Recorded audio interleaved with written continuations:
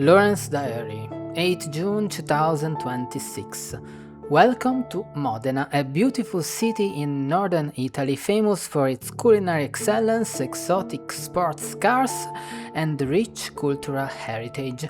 Today we are going to wander around a little, and in the meantime I'd like to have a conversation with you. It's been a while since I last wrote a video script. May was a very introspective month for me. I took part in a yoga festival and also in a 3-day yoga retreat, and honestly, it was beautiful. I met many interesting people, I read tarot cards for almost everyone, and through those moments I also came to know myself a little more. But what can I say? My attention in May was turned inward. I didn't really feel the pull to write another video. Actually, even this evening I had to push myself a little. Maybe because I have so many thoughts and ideas right now, scattered, floating around, difficult to put together. But today I want to share some reflections with you about societal expectations. Are you ready?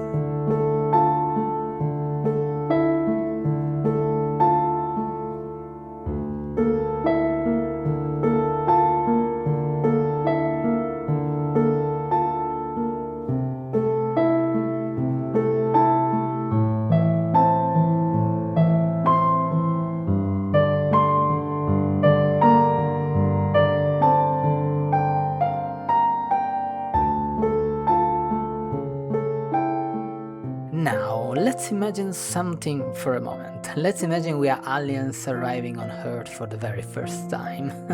As a first impression, I can say this: the humans of Modena seem full of life, cheerful and very attached to their little rituals. I observe them by watching their behavior. They wander around their nests, looking for food, for activities, for something exciting, or simply for a moment of comfort.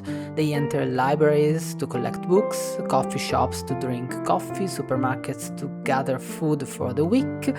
And of course, this makes sense. It would be incredibly logical to go to a church to get coffee, or to go to a theater to buy pizza. Or at least it's illogical for humans. Personally, I think theater and pizza would be a perfect match, but humans are used to doing things in certain ways. They build patterns, they create conventions, they decide that something belongs in one place, another thing belongs somewhere else, and then slowly they forget that these conventions were created. They start believing that this is simply how things are, and the worst part is that they often expect you to do exactly the same. So you learn the rules, you learn how things must be done, how you must think, how you must behave, how you must work, how you must live, and whatever you do, never ever reveal that you are an alien, because that would be awful, or worst, unacceptable. That would mean admitting that maybe you see things differently, that maybe the world is not obvious as everyone pretends, and this is one of the reasons why I travel. Not just to see beautiful places, but to observe different ways of living, different habits, different rhythms, different cages. Because when you see how other people live, you also become more aware of your own social conventions. But now comes the bigger question. Imagine this. Tonight you are born again, a completely blank child, no stories, no expectations, no fear of judgment, no darkness in your heart, only possibility. And then, slowly, you begin to learn, you grow, you imitate, you absorb, you assimilate. The people who love you start giving you plans for your future. They'll tell you what is right and what is wrong, what is normal and what is strange, what is possible and what is unrealistic. And most of the time they do it with love. But still, they start building your life around social conventions, because this is human nature. So the question is, what happens inside us?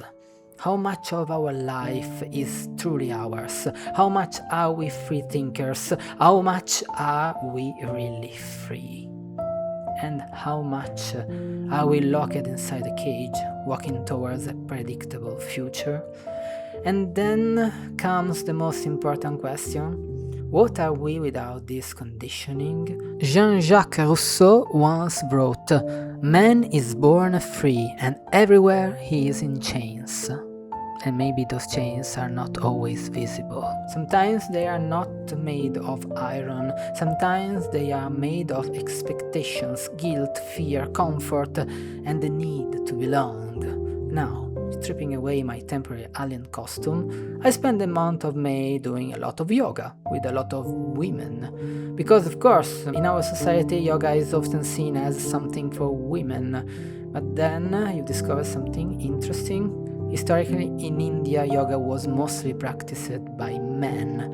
So, what is going on here? What is actually true, and what is just another social convention we created to put order into chaos? I think we must become aware of these conventions, because if we are not aware of them, they can be used against us. Think, for example, about Brave New World by Aldous Huxley. In that story, people are not controlled mainly through pain, they are controlled through pleasure, comfort, distraction, and the illusion of happiness. And maybe that is the most dangerous cage. Not the one that looks like a prison, but the one that feels pleasant enough that you stop questioning it. The most dangerous demon is not always a monster. Sometimes it's beautiful, sometimes it smiles. Sometimes it gives you exactly what you want, so you never ask what you truly need. And then comes the next question. How many conventions are silently pushing us toward a life that is not truly ours? How many invisible rules are slowly pulling us towards a life that doesn't truly belong to us? Can we break them? Can we choose differently? But here comes the real problem. Fear. Because we are social creatures.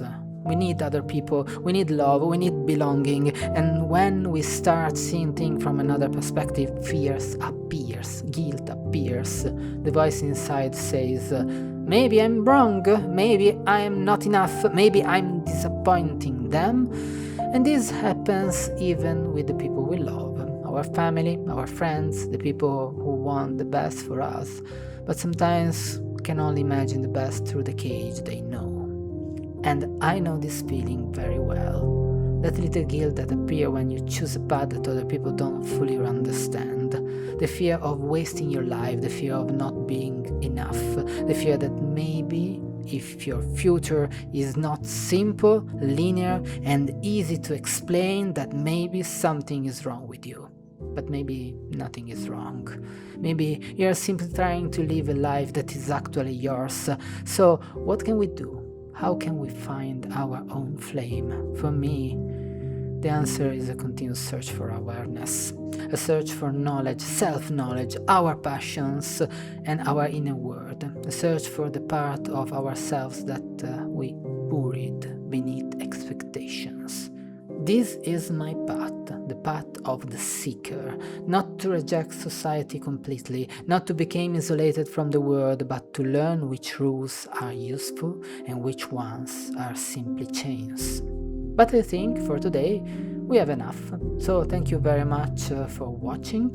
I wish you the courage to question your cages, to free yourself from the chains that were never truly yours, and to live closer to your own flame. Until next time, my friends, cheers!